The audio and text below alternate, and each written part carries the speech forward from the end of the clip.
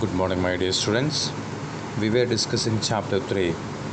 We discussed about the theme and important points. We already discussed about life in Kridam, Muni's poverty, and arrival of an American. Today we will see from Muni's apprehension about the American, Muni's interpretation of the statue, and the confusion that Muni have. The American is a businessman from New York City. He lights a cigarette and offers one to Muni.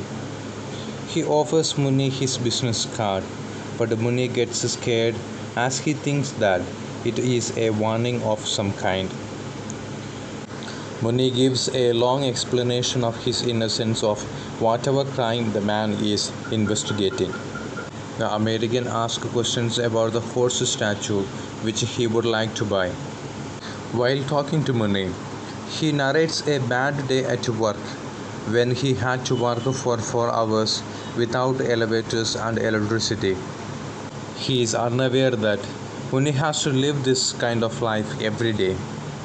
By now, the American is convinced that Muni is the owner of the statue which he is determined to buy. In this scene, we can see that Muni is partially understanding the arrival of American. He is thinking that he is a soldier or a policeman. He thought that he is investigating something and the business card is of some kind of warrant. That makes Muni nervous and he feel like he want to run away from that place. But our Muni is too old to run and escape. So he gives a detailed explanation of his innocence of whatever crime the man is investigating. They both do not understand each other, but still they continue to talk. Muni enjoyed the company of that American, and the American was fascinated to listen to Muni, his way of presentation. Now we will see Muni's interpretation of the statue. Muni gives some information about the statue to the American that he had from his father and grandfather. I get a kick out of every word you utter, the American says. Though he does not understand Muni's language, he enjoys the words. Muni reminisces his improvised childhood days. The American laughs heartedly. Muni interprets the statue. This is our guardian. At the end of Kali Yuga, this world and all other worlds will be destroyed, and the Redeemer will come in the shape of a horse. The American says, I assure you, this will have the best house in the USA. I will push away the bookcase. The TV may have to be shifted. I don't see how that can interfere with the party. We will stand around him and have our drinks. It is clear that even if the two had understood each other's words, they would not have understood each other's world.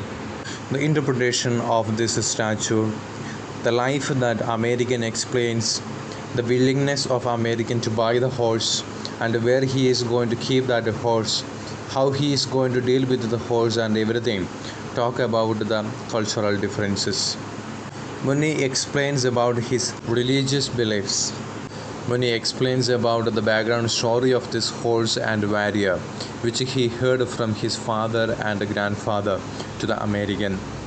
American is not understanding Muni's language, but he enjoys the words that he utters. At the end, we can understand that the two people had never understood each other's language and each other's culture, but still they continued talking about or narrating about their culture and life.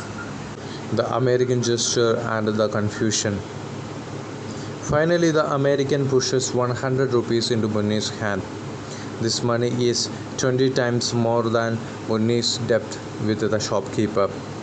The American considered that he has brought the horse, and Muni believed that he has just sold his goats. Muni goes home to give the money to his wife, while the American flags down a truck, gets help to break the horse off his pedestal, and drives away with his purchase. Muni's wife does not believe his story. Her doubt is confirmed when the goats find their way home. At the end of the story, Muni's wife shrieks and says, "If you have thief, the police will come tonight and break your bones. Don't involve me. I will go away to my parents." This story got a very good ending by the confusion that Muni had. By criticizing the educational system, the cultural difference, and the life of an American and of a poor Indian, the story ends with a humorous situation. Even though everything is a criticism, it's a happy ending. In this story, Narayan employs simple and natural style of a storyteller. Different incidents flow naturally one out of another in the same way as they would actually happen in life. Events happen, and the characters live in innumerable equations of human relationship. His language belongs to the everyday world of ordinary people. It is a language in which a common man dreams, loves, laughs, and laments. The most striking characteristic features of Narayan's style is its lucidity. His sentences are short and intensely communicative, as is evident towards the end of the story. So, the Narayan used a very simple style of storytelling. It is easy for all the ordinary people to understand the character and the story. Different incidents in the story flow naturally one out of another. That was also as similar as what happens in our day-to-day life.